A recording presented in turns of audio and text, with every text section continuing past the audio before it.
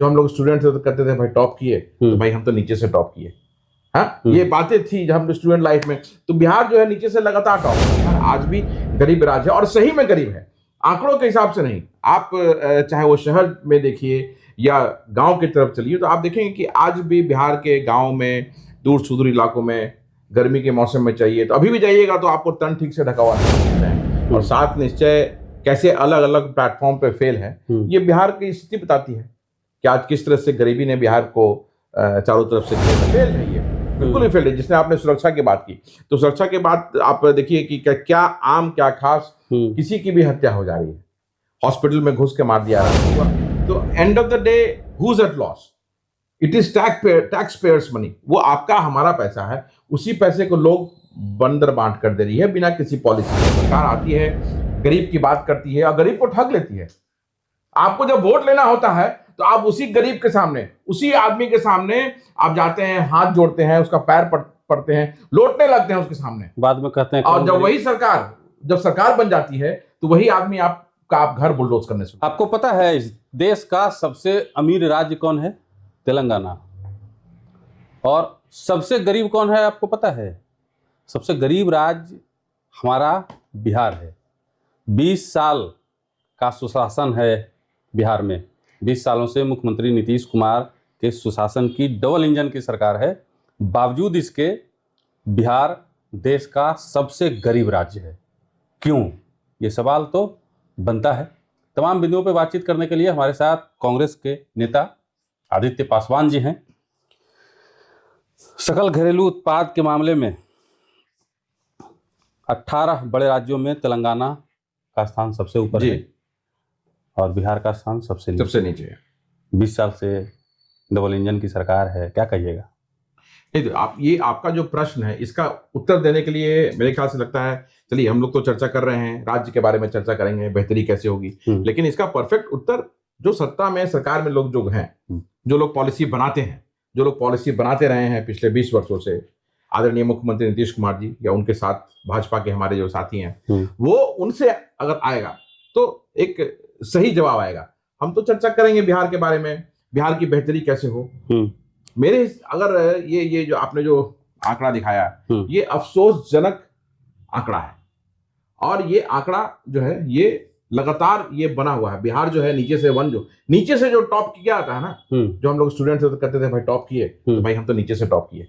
हाँ, ये बातें थी जब हम स्टूडेंट लाइफ में। तो बिहार जो है नीचे से लगातार टॉप कर रहा है और ये आंकड़ा बना हुआ है साल दर साल। और पिछले 20 वर्षों में क्या काम हुआ है ये आंकड़ा बिहार सरकार का बताता है। तो ये अफसोसजनक है कि 20 वर्षों की सरकार जो कहती है कि हम सुशासन की सरकार है, विकासशील सरकार है और हमारे राज्य में अमन चैन शांति है, तो ये आंकड़े तो ये बिल्कुल ही इसके उलट बता रहे हैं कि स्थिति बिल्कुल विपरीत है। और ये अफसोस की बात है कि बिहार आज भी गरीब राज्य है और सही में गरीब है, आंकड़ों के हिसाब से नहीं। आप चाहे वो शहर में देखिए या गांव की तरफ चलिए तो आप देखेंगे कि आज भी बिहार के गांव में, दूर सुदूर इलाकों में गर्मी के मौसम में चाहिए तो अभी भी जाइएगा तो आपको तन ठीक से ढका हुआ नहीं मिलेगा। ठंड से लोगों की मृत्यु होती है, गर्मी में खाने बिना लोग मृत्यु होती है, लोग के वहाँ प्रॉपर मेडिकेशन नहीं है, हेल्थ फैसिलिटीज गांव देहात में नहीं है। किसी की अगर तबीयत खराब हो गई तो पटना आना पड़ता है क्योंकि स्पेशलिटी हॉस्पिटल्स अब बन रहे हैं, पिछले 20 वर्षों में नहीं बने। अब जो अभी बन रहा है उसका सरकार डंका कितना जबरदस्त तरीके से पीटेगी वो आप समझ सकते हैं। तो ये सारी चीजें हैं और ये सब एडअप होके बनता है कि बिहार एक गरीब राज्य है। और अब 20 साल में आपने किया क्या, ये तो जनता को पूछना चाहिए। जो जनता ने विकास के नाम पे जो वोट दिया है इस बार जो विकास के नाम पे वोट मिला है, तो जनता को पहले ये प्रश्न जो लोग वोट मांगने आए हैं उनसे पूछना चाहिए था कि आपने 20 वर्षों में क्या काम किया, क्यों आपको वोट दें हम, क्यों आज ये बिहार गरीब राज्य है, क्यों हमारे भाइयों बहनों को पलायन करना पड़ता है नौकरी के लिए। बड़ी संख्या में पलायन हो रहा है और लगातार हो रहा है, रुक नहीं रहा वो। तो ये आंकड़ों के हिसाब से ही दिखा रहा है ये कि पलायन क्यों हो रहा है। तो ये अफसोसजनक है, ये अफसोसजनक है इस बार। लेकिन सरकार का लगता है कि तंद्रा भंग हुआ है, नींद से जागी है सरकार। 7 निश्चय पार्ट 2 का ऐलान हुआ है, पिछले दिनों कैबिनेट की बैठक हुई थी, उसके बाद 7 निश्चय पार्ट 2 का ऐलान किया है मुख्यमंत्री नीतीश कुमार ने।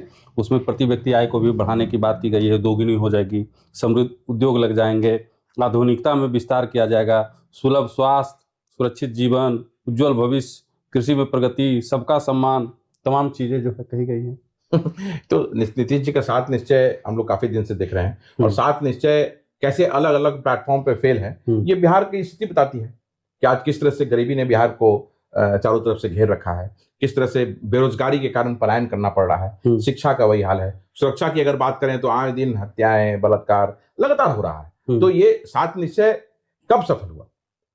भाई मुख्यमंत्री जी को तो कुछ बोलना है, आप 7 निश्चय नए तरीके से नए पेपर बैग में उसको ले आए हैं, वही पुराने चावल को फिर से पका करके जनता के सामने रख रहे हैं। तो 7 निश्चय तो फेल है, ये बिल्कुल ही फेल है। जिसने आपने सुरक्षा की बात की, तो सुरक्षा के बाद आप देखिए कि क्या आम क्या खास किसी की भी हत्या हो जा रही है, हॉस्पिटल में घुस के मार दिया रहा है, दलित उत्पीड़न वैसे ही बढ़ा हुआ है, शोषण अत्याचार वैसे ही बढ़ा हुआ है। तो हमारी जो बहनें हैं, बेटियां हैं, वो सड़क पर सुरक्षित नहीं है। तो सुरक्षा की बात 7 निश्चय में की गई, वो कैसे क्यों फ्लॉप है वो? हाँ, हम जो तारीफ हमेशा नीतीश जी की करते रहे हैं कि पहला जो कार्यकाल उनका था, उन्होंने इंफ्रास्ट्रक्चर और बिजली में अच्छा काम किया। वो आज भी हम कहते हैं कि आज आप बिहार में कहीं भी जाने के लिए आपको रोड अच्छा मिलेगा, बिजली अच्छा मिलेगी, लेकिन समग्र विकास की जो बात की जा रही है, तो क्या समग्र विकास सिर्फ रोड और बिजली से होगा? उसका बहुत इंपॉर्टेंट टूल है। आपको नहीं लगता है कि सरकार ने चाहा, सरकार की इच्छा हुई इंफ्रास्ट्रक्चर मजबूत करने का, तो इंफ्रास्ट्रक्चर मजबूत हो गया बिहार में, ठीक है। अगर सरकार की इच्छा होती कि उद्योग लगा देना है, सरकार की इच्छा होती कि प्रति व्यक्ति आय को बढ़ा देना है, तो नहीं हो जाता। सरकार की इच्छा ही नहीं थी। बिल्कुल बिल्कुल आप सही कह रहे हैं कि अगर इच्छा शक्ति होती तो आज बिहार में हर जगह उद्योग होता। क्यों लोग बाहर में उद्योग जो लगा रहे हैं, बिहार क्यों नहीं आ रहे हैं? कुछ तो रीजन होगा। आपने वैसा माहौल नहीं बनाया, जबकि आप प्लेटफॉर्म नहीं दिया, आपने वैसा माहौल नहीं बनाया। और जो पॉलिसीज बनती रही है पिछले 20 सालों में, अभी भी पॉलिसी जो बनी है, वो पॉलिसी ऐसी है कि ग्राउंड पे वो सही नहीं है। वो जो इंडस्ट्रीज बाहर से इंडस्ट्रीज यहां लगाने आएंगे, वो they don't find the policy best suitable for industry यहां लगाने के लिए, इसलिए यहां नहीं लग रहा है। अब जैसे आपने अभी देखा 7 निश्चय में ही इंडस्ट्री की बात हुई। इंडस्ट्री हम कल भी पढ़ रहे थे, कल ही एक बार में आया था कि उसमें बड़े इंडस्ट्रीज को फ्री जमीन दी जाएगी, फ्री बिजली दी जाएगी। तो ये कौन बना रहा है पॉलिसी? आपको जब तक आप मिड सेक्टर जो इंडस्ट्रियल यूनिट्स है, उसको जब तक आप प्रमोट नहीं करेंगे, छोटे छोटे उद्योगों को जब तक प्रमोट नहीं करेंगे, तो रोजगार नहीं बढ़ेगा, मार्केट में पैसा नहीं जाएगा। बड़ा इंडस्ट्री आना चाहिए, बिल्कुल आना चाहिए, लेकिन उसके साथ साथ छोटे इंडस्ट्रीज को भी प्रमोट करना चाहिए। छोटे इंडस्ट्रीज को आप पैसा नहीं देंगे, हेल्प नहीं करेंगे, छोटे उद्योग को लगाने वाले को, उनको जमीन अगर देंगे तो वो जगह जगह वो मशरूमी हो जाएगा पूरे बिहार में। तो वो सरकार को उस पर ज्यादा ध्यान देना चाहिए। अभी सरकार में देखिए कैसे आपने पिछले कुछ वर्षों में 10-10 लाख रुपए इंडस्ट्री लगाने के लिए दिया, कितने यूनिट्स लगे, सारे पैसे को लोगों ने खा पका लिया। अब तो वापस भी मांगा जा रहा है। आपका पॉलिसी सही है ही नहीं कि किस पॉलिसी के तहत क्यों कैसे आप दे रहे हैं। तो ये बंदरबाट जो है, सवाल तो ये भी उठेगा कि पुरुषों से मांगे जा रहे हैं पैसे, लेकिन पुरुषों के अकाउंट में पैसे गए कैसे? नहीं, वो अलग पैसा का बात आप कर रहे हैं। अच्छा। वो तो 10,000 की बात आप कर रहे हैं, वो तो चुनाव के लिए पॉलिटिकल घूस था। हाँ। जो पिछले कुछ सालों से छोटे छोटे यूनिट्स लगाने के लिए 10 लाख रुपए अच्छा हाँ लोन दिया जा रहा था।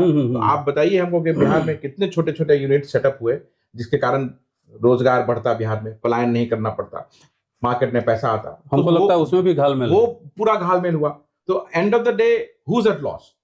It is tax payers money. वो आपका हमारा पैसा है, उसी पैसे को लोग बंदर बांट कर दे रही है बिना किसी पॉलिसी के। पैसा आप डेफिनेटली दीजिए, लेकिन एक पॉलिसी के तहत दीजिए, उसमें बैलेंसेस होना चाहिए, चेक्स एंड बैलेंसेस होना चाहिए कि जो पैसा जा रहा है वो सही आदमी के पास जा रहा है कि नहीं आ रहा है, सही तरीके से खर्च हो रहा है कि नहीं हो रहा है। ऐसे तो आप करोड़ों करोड़ों अरबों आप बांट देंगे, कुछ नहीं होगा। तो ये मतलब सरकार की मंशा ही नहीं है कि इंडस्ट्री यहाँ पे आए। अगर इंडस्ट्री आने की मंशा होती तो बहुत पहले आ चुका होता। कैसे नीतीश जी ने जगह जगह रोड बनवा दिया, कैसे गांव गांव में बिजली पहुंच गया? तो जब वो हो सकता है तो ये क्यों नहीं हुआ? अच्छा, आपको लगता है कि जिस बिहार में गरीबी के कारण एक बाप अपने बेटे और बेटियों के साथ सामूहिक फांसी लगा ले गरीबी के कारण, उस बिहार में सपना ही है एक तरह से कह सके तो? ये अफसोसजनक है ना ये, और ये शर्मनाक सबके लिए है कि as a society, as a government के लिए तो खासकर, कि बहुत सारे परिवार आज भी हैं जो सरकारी मदद से, सरकारी योजनाओं का हेल्प लेकर के अपना जीवन यापन कर रहे हैं। तो इसका मतलब कि वो रेड टेपिज्म के कारण, जो व्हाइट कॉलर क्राइम जिसको बोलते हैं, अफसरों का बोलबाला कहते हैं, बीच में जो दलाल होते हैं, जो बीच के जो लोग बिचौलिए होते हैं, उनके कारण वो जो सरकार के जो प्लान्स हैं, जो बेनिफिट के लिए प्लान्स हैं, वो मतलब उसके पास नहीं पहुंच पा रहे हैं। और आज एक आदमी ने अपने परिवार के साथ आत्महत्या किया। आप मुजफ्फरपुर सकरा की शायद घटना की बात कर रहे होंगे। तो वैसे बहुत सारे लोग होंगे जो परेशान और तंग होंगे और उस कगार पे होंगे जो आत्महत्या करें।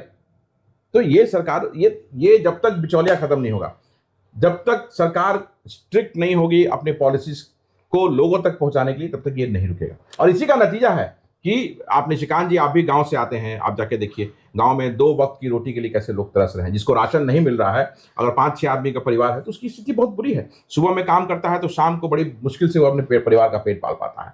तो ये स्थिति, ये सच्चाई है, ये गाँवों की सच्चाई है। और मेरे ख्याल से जो लोग इसको सुन रहे होंगे वो अग्री करेंगे। तो इसको चेंज होने की जरूरत है। अभी तो लंबा समय है गवर्नमेंट चेंज करने के लिए, 5 साल का समय है। तो 5 साल में अगर सही में सरकार चेंज करना चाहती है तो the government should take it as a challenge कि we have to change Bihar for good.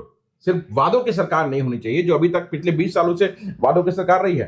Road बना दिया आपने, अरे चलेगा, आदमी जिंदा रहेगा तब तो आत्महत्या कर ले रहा है परिवार के साथ, जिंदा रहेगा तब तो चलेगा उस पर। बिजली आप दे रहे हैं, बहुत अच्छी बात है, आदमी घर में रहेगा तब तो आत्महत्या कर रहा है। बिजली लेके क्या करेगा, खाने को नहीं होगा, पॉलिसी उसके पास नहीं पहुंच पा रही है। बहुत सारी चीजें हैं सरकार ने पॉलिसी बना रखी है लोगों के बेनिफिट के लिए, लेकिन वहां तक पहुंचेगा तभी तो। हम और आप तो फिर भी अपना पेट किसी तरह भर ले रहे हैं। बिल्कुल आदित्य जी, लेकिन हमको लगता है कि एक पॉलिसी सरकार को उनके लिए स्पेशली लानी चाहिए जो गरीबी रेखा से नीचे हैं, जो आर्थिक रूप से गरीब हैं, चाहे वो किसी भी जाति के हों। उनके लिए एक पॉलिसी स्पेशल आना चाहिए, और उनको ऊपर अगर लेके अगर आप आ जाते हैं तो ऑटोमेटिक बिहार भी ऊपर चला जाएगा। इसमें देखिए, जाति की तो कोई बात ही नहीं, क्योंकि गरीबी का कोई जात नहीं होता है। गरीब हर कास्ट में है। तो और गवर्नमेंट को तो ये देखना ही नहीं है कि वो पिछड़ा है, अति पिछड़ा है, शेड्यूल कास्ट है या सवर्ण है, उसके लिए सभी बराबर है। गिन तो वही रहा है ना? नहीं, गलत है ना, गलत है, ये गलत है। ये गवर्नमेंट, ठीक है आपने सेग्रीगेशन किया, आज के दिन में कास्ट एक बहुत बड़ा सच्चाई है, ये हम लोग को मानना पड़ेगा। लेकिन जो गवर्नमेंट में बैठे हुए हैं, ठीक है आप कास्ट जाति के आधार पे राजनीति करके जीत करके आप गवर्नमेंट में आ गए, लेकिन once you are in the government, आपके लिए एवरीबॉडी शुड बी सेम। सबके लिए सेम, आपको बराबर होना चाहिए। तो अगर सरकार ऐसा सोचती है तो ये गलत है। और पॉलिसी डेफिनेटली जो आपने कहा, वो पॉलिसी बिल्कुल बनना चाहिए कि जो गरीबी नीचे से रेखा से नीचे है उसको मिनिमम वेजेस, मिनिमम आय, मिनिमम की जो सरकार के हिसाब से पॉलिसी बना के उसको एक कंफर्ट लेवल जरूर देना चाहिए, जिससे कारण वो अपने परिवार का भरण पोषण कर सके। ये सरकारों के लिए शर्म की बात है, चाहे कोई भी सरकार हो। आज अगर यहाँ पे भाजपा और जेडीयू की सरकार है, हम बोल रहे हैं, अगर हमारी सरकार होती, विपक्ष की सरकार, विपक्ष के लोग आज सरकार में बैठे होते, तभी भी मैं यही क्वेश्चन कर रहा होता कि क्यों पहले आपको गरीबी हटाने के लिए, चाहे वो कड़े से कड़े स्टेप्स लेने हो, वो हटाना है। लोगों को सुरक्षित करने के लिए, हमारी माताओं बहनों बच्चों को सुरक्षित करने के लिए पूरे प्रदेश को अपराध मुक्त, भय मुक्त बनाना चाहिए, तभी जाके आप सफल होंगे। इंडस्ट्रियलाइजेशन का मतलब ये नहीं है कि सिर्फ आप बड़े इंडस्ट्रीज को बाहर से ला रहे हैं। कितने इंडस्ट्रीज यहाँ पे आए, आप बताइए, गिन के मुझे बता दीजिए कि 5 या 10 बड़े इंडस्ट्रियलिस्ट यहाँ लगाया है इंडस्ट्री। मुझे नहीं लगता है कि आने वाले, मैं चाहूंगा जरूर कि बिहार ग्रो करे और आने वाले समय में बड़े बड़े इंडस्ट्रीज यहाँ लगे, लेकिन अगर ऐसा माहौल बनता है तभी लोग आएंगे। बाकी आप लाख सुविधाएं दे दीजिए, लेकिन लोग वहां रंगदारी मांगने पहुंच जाएंगे, बिजली नहीं रहेगा, आसपास का एनवायरनमेंट जो है कंड्यूसिव नहीं रहेगा। तो पटना में वो घर बनाए तब मांगे पहुंच जाए साहब, सच्चाई है। वो तो बढ़ते हैं। अपराध मुक्त आज भी नहीं है। हाँ। जो आप जंगल राज की बात करके सरकार ये सत्ता में आई और लोगों को 10,000 रुपया दिया और डराया गया कि जंगल राज, महाजंगल राज, तो कौन सा अपराध अभी कम है? रोज लोग मारे जा रहे हैं, रोज धमकी दिया जा रहा है, रंगदारी, गुंडा टैक्स लिया जा रहा है। तो कैसे हम कहेंगे कि प्रदेश जो है भय मुक्त है? तो जब तक इसको क्लीन नहीं किया जाएगा, मुझे नहीं लगता है कि स्टेट का कुछ होना है। बाकी तो सरकारें आती जाती रहेंगी, लेकिन ये अफसोस की बात है, सरकार आती है, गरीब की बात करती है और गरीब को ठग लेती है। आपको जब वोट लेना होता है तो आप उसी गरीब के सामने, उसी आदमी के सामने आप जाते हैं, हाथ जोड़ते हैं, उसका पैर पड़ते हैं, लौटने लगते हैं उसके सामने, बाद में कहते हैं। और जब सरकार बन जाती है तो वही आदमी आप घर बुलडोज करने शुरू कर देते हैं, उसी आदमी को आप जेल के सलाखों के पीछे भेज देते हैं। और छोटा सा कोई बात होता है तो, क्योंकि आप सरकार में हैं और आपको अब हो गया कि भाई हम तो सरकार में, हम मुख्यमंत्री हैं, विधायक हैं, एमपी हैं, कुछ भी। तो ये गलत है, ये रुकना चाहिए। और ये सरकारों को अपने अंदर वो चीज लाना चाहिए, गवर्नमेंट में लोग जो बैठे हुए हैं, कि भाई सब हमारे लिए बराबर है। और सेग्रीगेशन बंद करना चाहिए कि भाई ये पासवान है, ये रविदास है, ये भूमियार है, ये ब्राह्मण है, ये यादव है, ये वैश्य है, वो नहीं होना चाहिए। सरकार के लिए एवरीबडी शुड बी सेम, बिल्कुल बराबरी होना चाहिए। आप जो सत्ता में आ गए तो जात पात खत्म, सत्ता में नहीं है, कर रहे हैं, आज की सच्चाई है, जात पे राजनीति हो रही है, इसको मानना पड़ेगा। लेकिन आप once you are in the government, you have to work for state, पूरे राज्य के लिए आपको काम करना। अगर आप इसको सेग्रीगेट नहीं कर सकते। चलिए, कैसी लगी हमारी चर्चा? आदित्य पासवान जी के विचार कमेंट बॉक्स में जरूर बताइएगा, और हम ऐसे ही सरकार की नीतियों के खिलाफ आवाज उठाते रहेंगे। जो गलत होगा उसको गलत और जो सही होगा उसको सही कहते रहेंगे। मिलते हैं अगले वीडियो में। धन्यवाद।